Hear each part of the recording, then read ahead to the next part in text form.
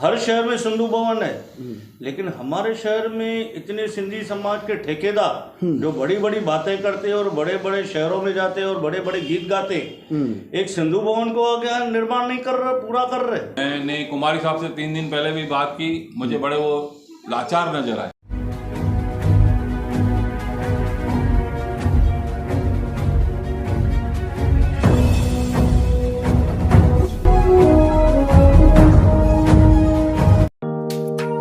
Neeraj Vinod Burani's Spacecraft Interiors.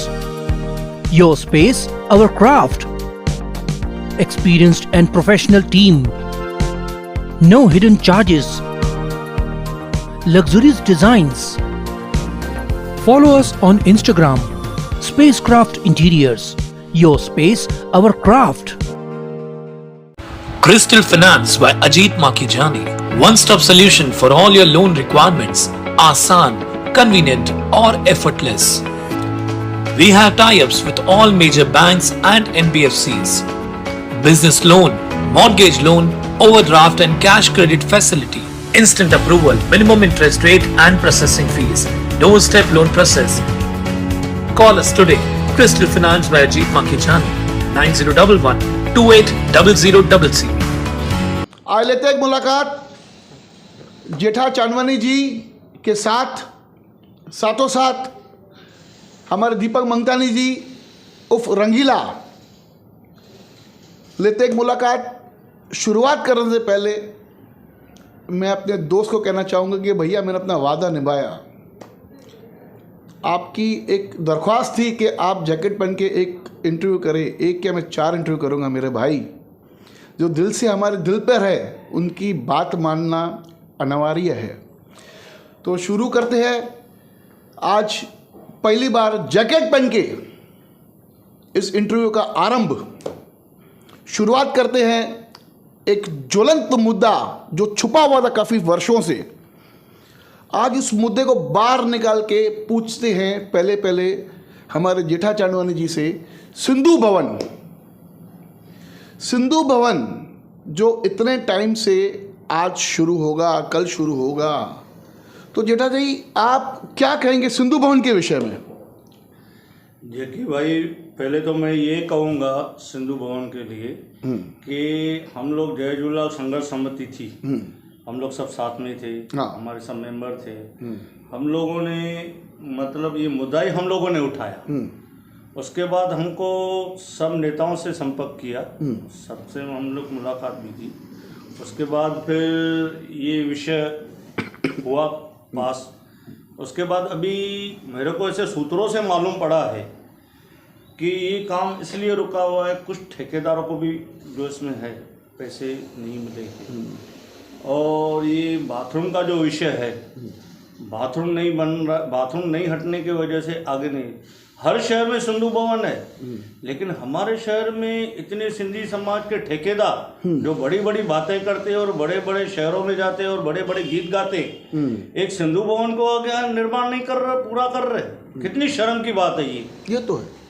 बड़े बड़े नेताओं ने दावा भी किया हम उल्लासनगर का नाम सिंधु नगर रखेंगे।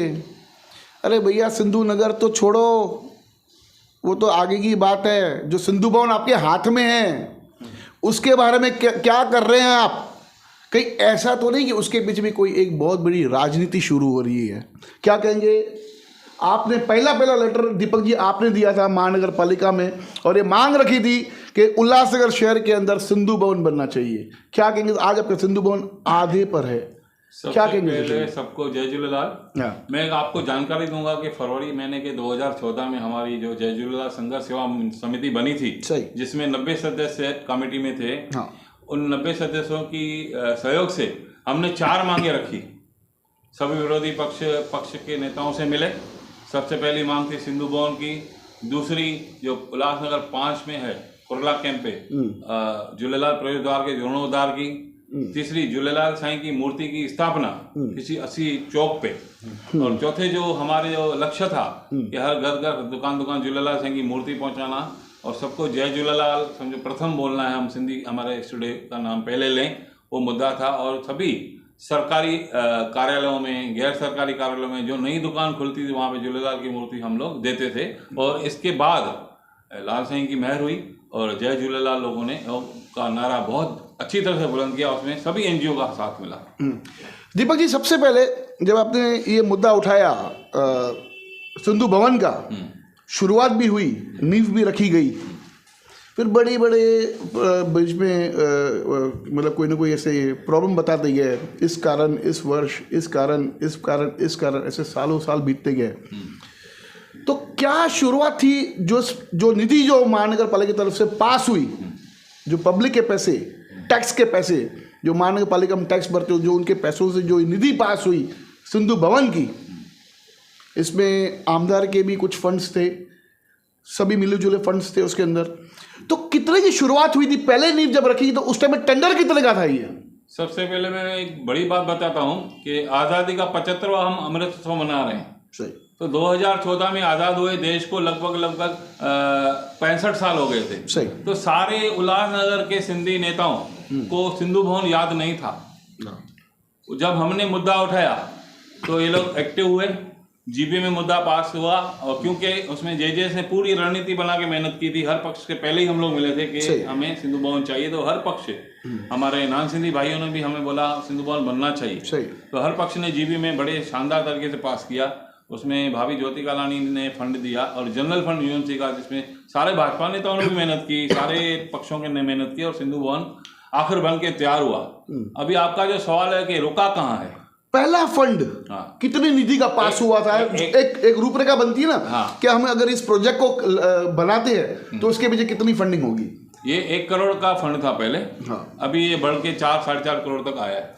तो देखिए, जब आप कह रहे हैं कि भाई 1 करोड़ से शुरू हुआ और आज 4 करोड़ पार कर चुके हैं हम, और कहीं भी हमें अभी तक सिंधु भवन हमें हाथ में नहीं आया बन के कंप्लीट होके, तो ये बीच में 3 करोड़ का जो गैप है, ये क्या कारण है उसका?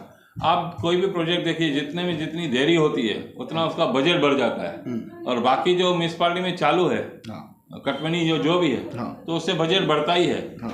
आज ये सबसे दुखद विषय है कि उसका लोकार्पण नहीं हो रहा है। उस सब्जेक्ट में मैं बात करूंगा, अगर आपके पास कोई सवाल हो तो इस सब्जेक्ट में आप पूछ सकते हो। तो कहीं ना कहीं क्या लगता है आपको, कब तक हमें ये सिंधु भवन की जो धरोहर सिंधियों की, सिंधी समाज की, ये कब तक हाथ में मिलने की संभावना है? मैंने कुमारी साहब से 3 दिन पहले भी बात की, मुझे बड़े वो लाचार नजर आए। अच्छा। हाँ, क्योंकि उन्होंने कहा कि आयुक्त साहब से मिलकर हमने 1.5 साल पहले आयुक्त साहब ने ये मैटर लेंगरकर साहब को दिया था। सही। लेंगरकर साहब ने इस पर ज़्यादा वर्कआउट नहीं किया होगा, ऐसा उनका कहना है। तो अभी लेंगरकर साहब से बात करने के बाद उनको बताया गया कि ये मुद्दा जो है पीडब्ल्यूडी का है, क्योंकि यूरिनल जो हटाना है, सुलभ शौचालय जो हटाना है, वो पीडब्ल्यूडी का काम है। देखिए, ये यूरिनल पहले भी था और अभी भी है। जब इन्होंने नींव रखी, ये जो यूरिनल जो टॉयलेट्स है, ये प्रॉपर्टी किसके अंडर में आती है? कारपोरेशन। ठीक है। और जो पीछे प्रोजेक्ट बन रहा है सिंधु भवन, वो कौन बना रहा है? कारपोरेशन। तो एक कारपोरेशन को क्या दिक्कत है कि भाई यूरिनल को हटा के और उसको क्लियर करके सिंधु भवन जो सिंधु की हमारे उल्लास की धरोहर है उनको दे? हमने कई साल से पेपर पढ़ते आ रहे हैं, न्यूज़पेपर, न्यूज़ चैनल, कि इसमें सिंधु भवन जो है राजनीति का शिकार हो गया है। अच्छा। तो जैसे कुमारी साहब का कहना है कि अपने ही लोगों ने रुका के रखा होगा, ऐसा उनको शक है कि कहीं ना कहीं पीडब्ल्यूडी आज बोल रही है कि हमको इस विषय में मालूम ही नहीं है। इतना लाचारी, मैं समझता हूँ इस शहर के लिए सबसे बड़ा दुर्भाग्य है, इतनी लाचारी। आप क्या कहेंगे इस विषय के? देखिए, इस सिंधु भवन को बनते बनते कई साल गुजर गए। अगर यही कोई अवैध इमारत होती थी तो रातों रात में बन जाती थी, रातों रात में फाइल पास हो जाते थे। पता नहीं क्यों, बता नहीं तो जेठा भाई ऐसा है हमारे शहर में, अवैध निर्माण आप करोगे या अवैध तरीके कोई भी काम करोगे तो जल्दी हो जाता है टॉयलेट, लेकिन जब आप वैध तरीके से जाओगे तो आपको ऐसे प्रॉब्लम्स, कभी ये कभी वो। अगर ये टॉयलेट हड़प करने का रहता था ना तो कभी का हड़प करके बिल्डिंग बन गई होती, लेकिन लीगल तरीके से नहीं हो रहा है। एक सिंधु भवन के लिए एक टॉयलेट नहीं हटा सकते तो ऐसे नेता को क्या कह सकते हैं? क्या करें, ये टॉयलेट कब तक हटने की संभावना आपके हिसाब से दीपक जी? जब ये मामला पीडब्ल्यू में है तो मैंने कुमारी साहब को बोला कि आप फॉलो पीडब्ल्यू में ही करो, भले कितना भी समय लगे। आयुक्त से उन्होंने समय मांगा है। समय क्यों लगे? जब बन के धरोहर रेडी पड़ी है, मेरी बात तो उस पे कंप्लीट करिए। कहीं ऐसा तो नहीं कि लोग कोई मतलब क्या बीओटी के देने में कुछ ऐसे कुछ प्लानिंग हो? बीओटी का भी जो मैंने बात सुनी है, हाँ। अभी कंफर्म नहीं है। हाँ। तो आयुक्त के पास कुमारी साहब ने टाइम लिया है। हाँ। तो मैं समझता हूँ अगर ये पूरी टीम उनकी अगर आयुक्त से टाइम लेके बीडब्ल्यू ने सवाल उठा दिए तो सिंधु भवन का निश्चित लोकार्पण होना, और पूरी पॉलिटिक्स जो भी है, जितने भी पॉलिटिकल पार्टियां हैं, उनको बड़ा दिल दिखाना होगा। ये हमारे समाज का मैटर है। बड़ा दिल तो है ही नहीं। हाँ, वो समझता हूँ मैं भी। क्या लगता है आपको, ये सिंधु भवन जो हमारे सिंधियों की धरोहर है, हमारे शहर की धरोहर है, पहली बार उल्लासनगर को एक सिंधु भवन मिलने जा रहा है जो रुकावटों के कारण रुका हुआ है, ये बीओटी पे जाना चाहिए या महानगर पालिका को चलाना चाहिए? ये एक्चुअल तो मेरे हिसाब से तो महानगर पालिका को ही चलाना चाहिए। हाँ। उससे क्या रहेगा, जिसको भी कोई प्रोग्राम करना रहेगा, हाँ। महानगर पालिका को अर्जी देगा, अपना प्रोग्राम जैसे अभी जर्नल हो जाएगा। हाँ। सबके लिए, उसके लिए रास्ता, जैसे अभी समाज मंदिरों में हो रहा है, समाज मंदिरों के लिए हो रहा है। क्या लगता है आपको इसके अंदर और क्या कर सकते हैं हम शहरवासी मिलके, जैसे सिंधु भवन जल्द से जल्द शुरुआत हो जाए? पूरे समाज को साथ आना होगा। जो एकता हम लोगों में नहीं है वो एकता आनी होगी, क्योंकि जब से मैंने सिंधु भवन का प्रस्ताव मैंने कारपोरेशन में दिया, हमारी समिति ने, तब से इसकी रूपरेखा भी हम लोगों ने तय कर दी। उस रूपरेखा में ये था कि फर्स्ट फ्लोर पे लाल साईं की मूर्ति होगी, सही, और फर्स्ट फ्लोर पे ग्राउंड फ्लोर पे लाल साईं की मूर्ति होगी, फर्स्ट फ्लोर पे मीटिंग स्थल होगा, सेकंड फ्लोर पे थिएटर होगा, जिसमें सिंधी फिल्में, सिंधी स्टेज जो है वो निःशुल्क दिखाए जाएंगे, ताकि सिंधी भाषा का प्रचार प्रसार हो सके। जैसा हमारा मकसद ही एक है कि सिंधी भाषा को आगे बढ़ाएं। तो हर तरह से ये हम लोग कर रहे हैं। लेकिन जब सिंधी भवन का निर्माण हो चुका है, अगर आप देखने जाएंगे तो जैसा स्वरूप हम लोगों ने बताया था कुमारी साहब को, उन्होंने वैसे ही बनाया। लेकिन हम देखने को तरस गए। आज गेट पे ताला है, ये ताला कब खुलेगा, इसकी चाबी जनता को हाथ में लेनी चाहिए। कुमारी जी, कब दिखाएंगे ये हमारा सिंधु भवन का दर्शन कब करवाएंगे हमारे शहर वासियों को? आपकी और मेरी चैटिंग पे बात हुई थी, आपने मुझे वेलकम किया था और मैंने कहा था कि सर जल्दी आपसे मुलाकात लेंगे और आपको भी चैनल पे आके पूछेंगे कि क्यों ये सिंधु भवन रुका हुआ है। आपने अच्छी मेहनत की है, आपने अच्छा काम किया अपने वार्ड के अंदर। साथ ही साथ ये जो रुकावटें हैं, ये रुकावटों का कारण कौन है, नेता या कोई और, वो आपको हमारे चैनल पे बताना पड़ेगा, स्पष्टीकरण देना पड़ेगा। जाते जाते एक सवाल, किस प्रकार का हमें उल्लासनगर शहर का आयुक्त होना चाहिए, मुखबंद या कड़क अधिकारी? कमेंट बॉक्स में लिख के भेजिएगा। धन्यवाद। देखते रहिए फिर से बॉगी न्यूज़ चैनल।